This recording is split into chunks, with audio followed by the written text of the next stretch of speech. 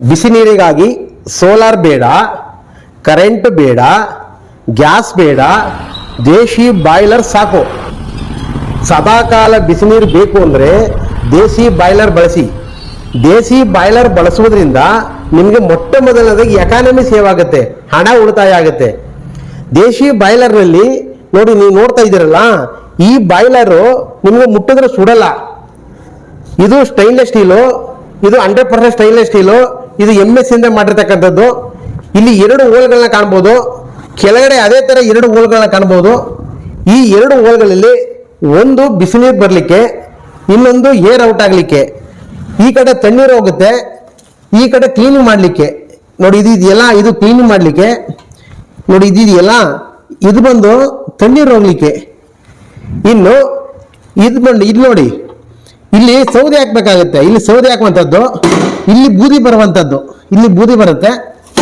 ಇನ್ನು temperature metre, ಇದು ನೀರು ಎಷ್ಟು ಪ್ರಮಾಣದಲ್ಲಿ ಬಿಸಿ ಇದೆ ಏನು ಇರ್ತದೆ ನೋಡೋದಕ್ಕೆ ಟೆಂಪರೇಚರ್ ಮೀಟರು, ನೀವು ತಾಪಮಾನವನ್ನು ನೋಡ್ಕೊಬಹುದು. ಇನ್ನು ಈ ಪೈಪ್ನಲ್ಲಿ ಇಲ್ಲಿ ಹೊಗೆ ಹೋಗ್ಲಿಕ್ಕೆ, ಒಂದು ಪೈಪ್ ಹಾಕೊಬೇಕಾಗುತ್ತೆ. ಇದು ಮೇಲ್ಗಡೆ ಹೊಗೆ ಹೋಗುತ್ತೆ. ಸುಮಾರು ನಿಮಗೆ 15 ಅವರ್ ಬಿಸಿ ನೀರು ಇರುತ್ತೆ. ನಿಮಗೆ ಸದಾಕಾಲ ದಿನದ 24 ಗಂಟೆ ಟೈಮು ಕೂಡ ನೀವು ಇದರಲ್ಲಿ ಬಿಸಿ ನೀರು ಉಪಯೋಗಿಸಬಹುದು.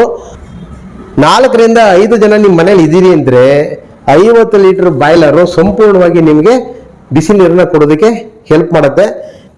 ನೀವು ಇದನ್ನ ಬಹಳ ಸುಲಭವಾಗಿ ಎಲ್ಲಿ ಬೇಕಾದ್ರೂ ನಿಮ್ಮ ಮನೆಯಲ್ಲಿ, ಹೊರ ಆವರಣದಲ್ಲಿ, ಟೆರೆಸ್ ಮೇಲೆ, ಬಾಟಮ್ ಅಲ್ಲಿ ಮತ್ತು ಕಾರ್ ಶೆಡ್ ಅಲ್ಲಿ ಎಲ್ಲಿ ಬೇಕಾದ್ರೂ ಇದನ್ನ ನೀವು ಸುಲಭವಾಗಿ ಅಳವಡಿಸ್ಕೊಬಹುದು.